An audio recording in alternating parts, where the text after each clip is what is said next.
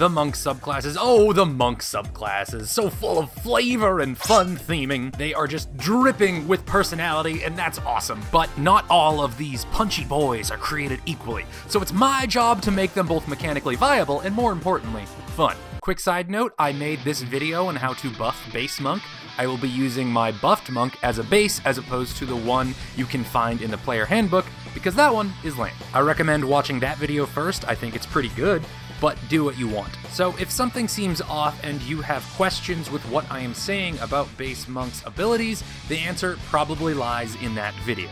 Okay, so how these videos work is we find the best subclass and try to make the weaker subclasses around as strong as the best one, at least in the same ballpark. So the best monk subclass is... What the f is that? No.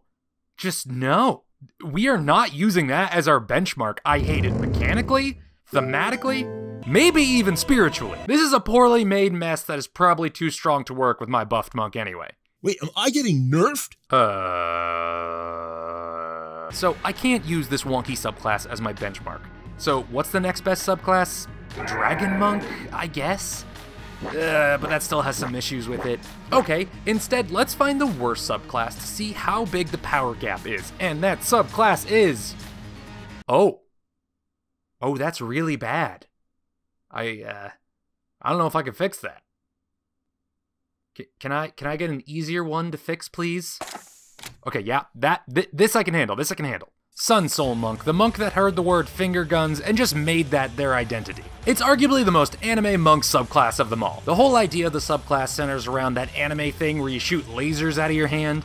And what are lasers but just concentrated beams of light? So this monk is themed around sunlight. They shoot little balls of light, big explodey balls of light, waves of light, cover themselves in an aura of glowing light. At this point, it should be pretty obvious what this subclass is based off of. That's right, Gundam. Shooting energy beams, punching and glowing. That's Gundam, baby. Unlike Gundam, this class is not very metal. It's not very Cash Money 2000. This class is what I like to call a discount sorcerer. It can shoot people from far away, it can cast burning hands, it even has a fireball. It does all these things a sorcerer can do, but worse. All these things I just listed off, the Sun Soul Monk does them all really poorly. You can use your Radiant Sunbolt to hit people from 30 feet away. Meanwhile, other classes can hit from further away and do more damage. You get Burning Hands at level 6. Which is too little, too late. Eldritch Knight can do that at level 3, and a Sorcerer can do that at level 1. And their 3-key Fireball doesn't even deal half damage if a creature passes the Constitution saving throw. Basically, every area of effect spell deals half damage on a successful save. Why is this the exemption? And none of these features add something to complement a monk's abilities. I guess their speed boost helps them stay away from danger as they pew-pew. But that's really it. This subclass is like a person who majored in physical education, but their minor was in nuclear physics. Okay, so you know how to build a thermal neutron reactor. Great. How does that help you teach kids to play basketball? And none of these features give something unique enough to justify its existence. And that's why it's a discount sorcerer. It can do all the things a sorcerer can, but at later levels and just worse. So how do we improve this? How do we go from Sad Sun to Rad Sun? Rad. First, we fix their level 3 feature, Radiant Sunbolt. It's a lot of text to just say you can shoot a bolt of energy at someone 30 feet away and it acts like an unarmed strike in terms of damage, and you can pair it with Flurry of Blows. The only difference being it's radiant damage. Instead of punching 3 times, you shoot a laser beam 3 times, and the laser beam hurts as badly as you punch. So a 30-foot punch. Oh, you know how Monk can use its bonus action to get a single free punch? You can't use your bonus action to shoot a Radiant Sunbolt for free. You have to spend a key point to shoot out 2 lasers with your bonus action, which is like, really lame. This was written so poorly and so stingy with its action economy. What book was this originally published in anyway? At the same level, Dragon Monk can replace one of its attacks with a Fire Breath. Or I could play any character that can use a longbow and shoot from 5 times further away and probably deal more damage over the course of a battle. I am a super advanced robot powered by the most influential heavenly body of all mankind. Why am I getting shown up by the worst Avenger? Much like how Gundam Unicorn transforms to become more powerful, we will transform this ability into something way cooler. Firstly, The range is the same at level 3, but it scales as you level up. Your range equals 10 times your proficiency bonus plus 10. Second, we change this from a ranged spell attack to a ranged weapon attack. If it's a weapon attack, you can invest in cool feats, like Sharpshooter or Skulker. Ooh, stealthy Gundams. Third, we make it so even if it's a ranged weapon attack, it still has synergy with the rest of your monk abilities. If there is a feature that allows you to make an unarmed strike, you may replace any of those unarmed strikes with a Radiant Sunbolt attack. So your Radiant Sunbolt does still work with martial arts, flurry of blows, deflect attack, improved dedicated weapon, all of them. Should it pair with Stunning Strike though? I'll say yes. But I wouldn't blame you if you didn't allow it though. Fourth, we finally add that special sauce to make this ability stand out, and that sauce is called Nitroglycerin. You know that thing in anime when they shoot a laser and it makes an explosion? Let's do that. If you spend 1 key point on anything on your turn, like when you spend 1 key point on a flurry of blows, you can choose to make your Radiant Sunbolts explosive. When you hit a creature, any other enemy within 5 feet of the creature you hit takes radiant damage equal to your Wisdom modifier. Your Radiant Sunbolts remain explosive for the rest of your turn. And remember, with the base monk changes I made, you can open with a flurry of blows, make your Sunbolts explosive, and then shoot 4 explosive laser missiles. And to future-proof this, we're also going to add this line. If you use an ability that costs ki, but you can use that ability for 0 ki, like Searing Sun Arc, you can still make your Sunbolts explosive if you use the 0 ki version. Spoilers for how I'm going to change Searing Sun Arc. If you're using my buffed monk and you're level 20 and you use Flurry of Blows for free with Keymaster, you could still use this ability. I just want to cover all my bases. One problem with this subclass we have not covered is that they have no out-of-combat abilities or flavor abilities. Every subclass should give you one out-of-combat ability, even if it's a little one. Gundam is not just about death machines, they're also about emotional anime boys that wax philosophical about the horrors of war, and then get in their death machines and kill dozens of people. If this subclass is based on sunlight, then let's give them the ability to use light. They get the ability to cast light and dancing lights. It's not much, but it's very in character for a champion of the sun. You're a master of karate and friendship for everyone. Level 6 gives us Searing Arc Strike. At level 6, they can cast Burning Hands as a bonus action immediately after you take the attack action. It costs 2 ki to use, and you can pump more ki into it to deal even more damage. It's basically a laser shotgun, or a laser fire hose, if you will. The Dragon Monk can do a similar thing. They can also shoot a cone of damage from their hands. It's only a little bit better because you get it at level 3 and not level 6. The damage scales with your martial arts die and not how much ki you dump into it. You get a bunch of free uses of it every long rest. The area of effect is bigger. You can replace one of your attacks with it so it's less restrictive. Did I say a little better? I meant a lot better. To make Searing Arc Strike more grossly incandescent, we can just take the ideas Dragon Monk presented, but juice it up to be worthy as a 6th level feature. You can use it as a bonus action, no attack needed first. The damage equals 4 rolls of your martial arts die. This way it scales as you level up. You can use this feature for free once per a short rest before needing to spend ki to use it. The area of effect is expanded to 30 feet if it's in a cone, or you can have it be shot in a 40 by 10 foot line, because let's be honest, we want to shoot big old energy beams, not energy cones. If this is the ranged monk, they should be able to use their abilities a good distance away from the enemy. That is why the area of effect is increased here. Now this feature lets you hit more guys with the power of the sun. You can give even more people the worst sunburn of their lives. Level 11 gives us Searing Sunburst.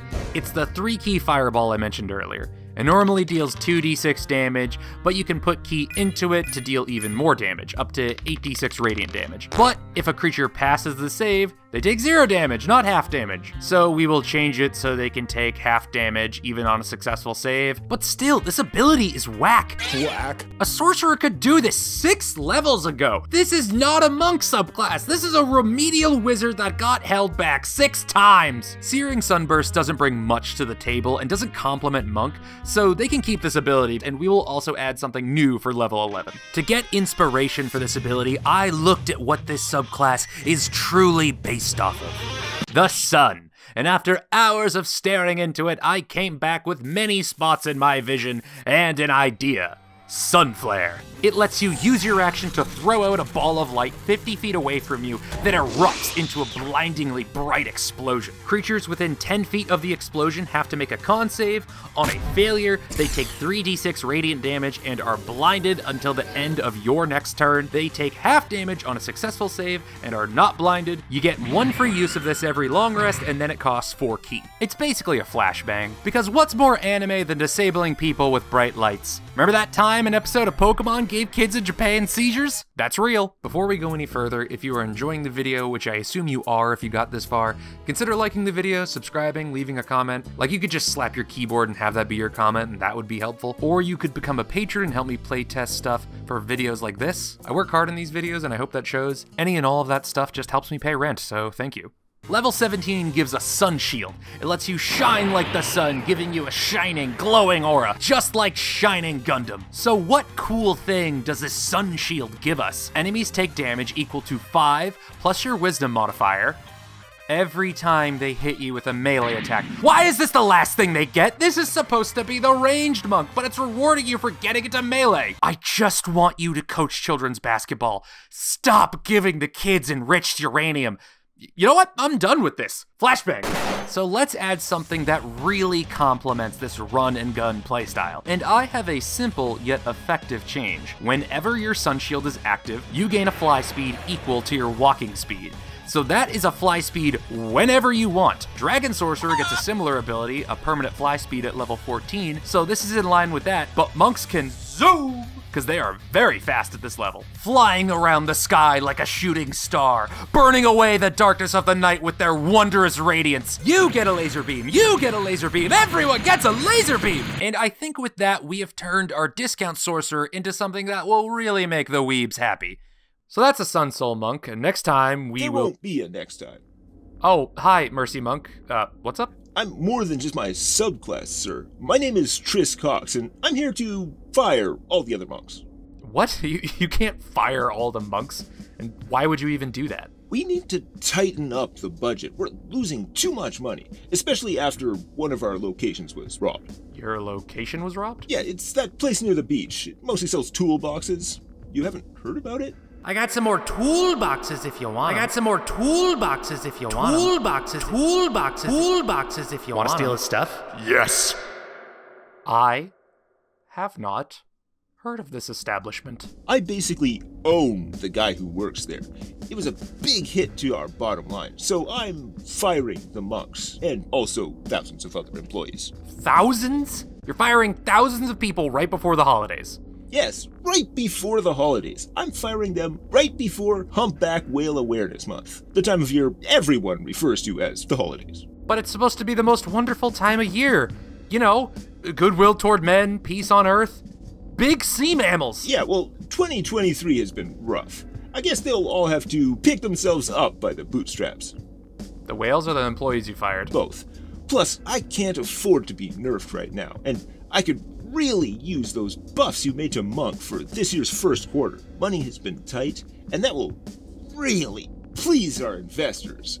Oh, actually, I can use all the buffs you gave to Sun Soul Monk too. In fact, any buffs you make for any Monk subclass, just give those to me. But you're one of the strongest monks. You don't need buffs. And you certainly don't need any of the buffs I gave to Sun Soul. You have entirely different playstyles. How would that even work? And how could you complain about money? You're wearing a Versace mask. Nope.